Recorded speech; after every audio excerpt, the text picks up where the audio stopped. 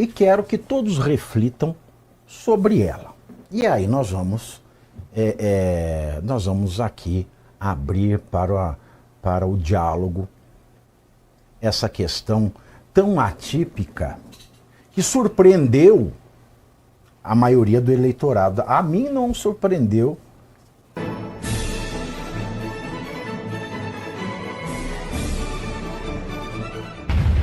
E quero que todos reflitam sobre ela. E aí nós vamos aqui abrir para o diálogo essa questão tão atípica que surpreendeu a maioria do eleitorado. A mim não surpreendeu, porque eu sempre esperei da Michelle esta atitude. Torcia para que ela não acontecesse. Torcia para eu estar enganado. Mas para mim não foi surpresa nenhuma. Então vamos a esse assunto que é delicado. A crença em uma maldade atávica das madrastas tem raízes históricas e sociológicas ligadas à alta mortalidade materna nos séculos passados. Com as mulheres falecendo no parto, os viúvos se casavam novamente para criar os filhos e manter o lar. O ônus disso, as disputas pelo poder familiar, por herança e tensões psicológicas dentro das famílias. Essa realidade foi explorada pela literatura e pelo folclore, consolidando-se no imaginário coletivo. Histórias populares, como aquelas imortalizadas no século XIX pelos irmãos Grimm, valeram-se da figura da madrasta como recurso de antagonismo narrativo, indispensável à construção da vilania, que é a base de qualquer saga do herói. Sobre a origem do vocábulo madrasta, contrariando a crença popular, ele não deriva de má, ou seja, da variante feminina do predicado mal. No latim, a palavra se origina da combinação de mater, mãe, com o sufixo astra, que é um indicativo da relação de parentesco por substituição ou afinidade, mas não de inferioridade. Contudo, outra é a realidade para os nativos de fala inglesa. Madrasta em inglês é stepmother.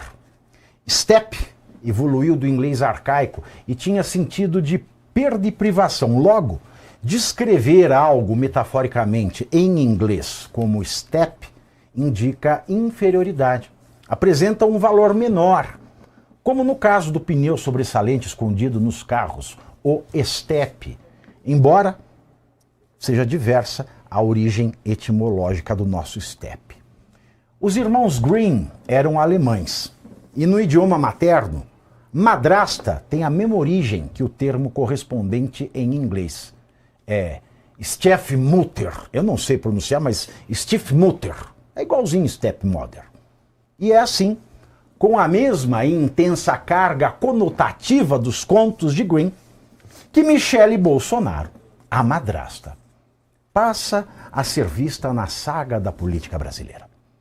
Depois de tantos anos incensada pelo eleitorado de direita como a mulher exemplar, a primeira-dama perfeita e coisas do tipo.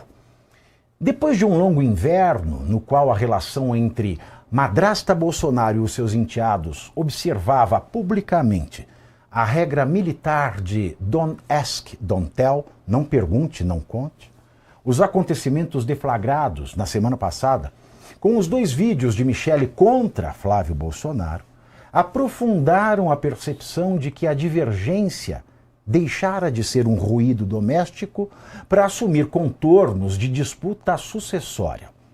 Mesmo depois da explosão pública do conflito, Michelle Bolsonaro continuou utilizando a estrutura nacional do PL Mulher, diretório que ela preside, para reforçar a sua influência política e manter interlocução direta com dirigentes estaduais.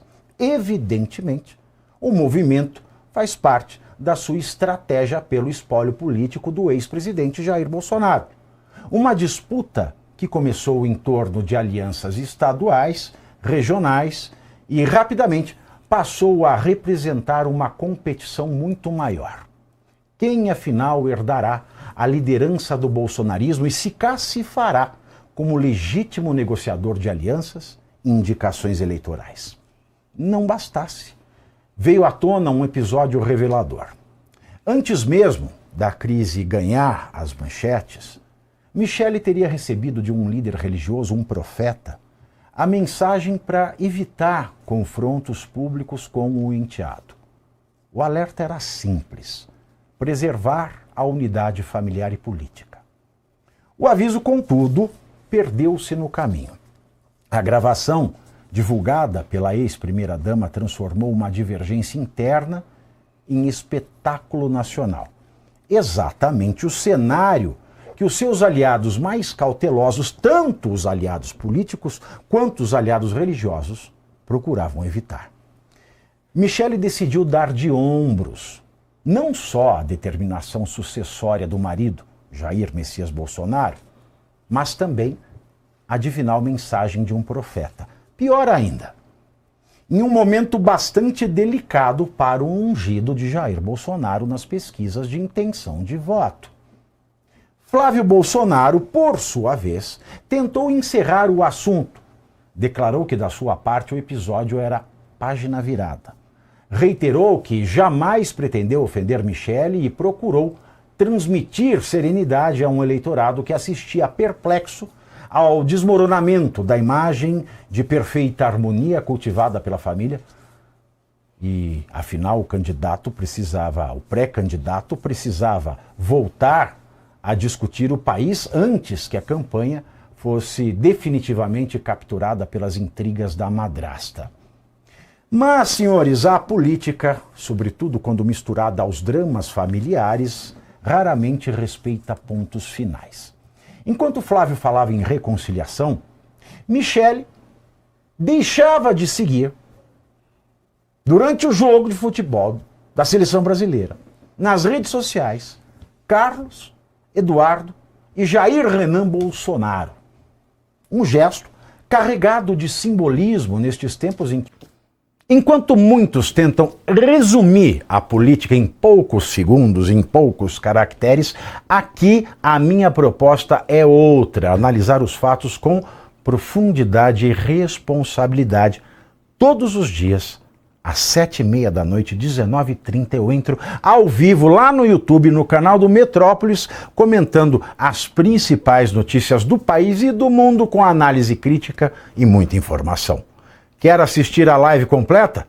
Então acompanhe o Pavinato 7h30, ao vivo, 7h30, no YouTube do Metrópolis.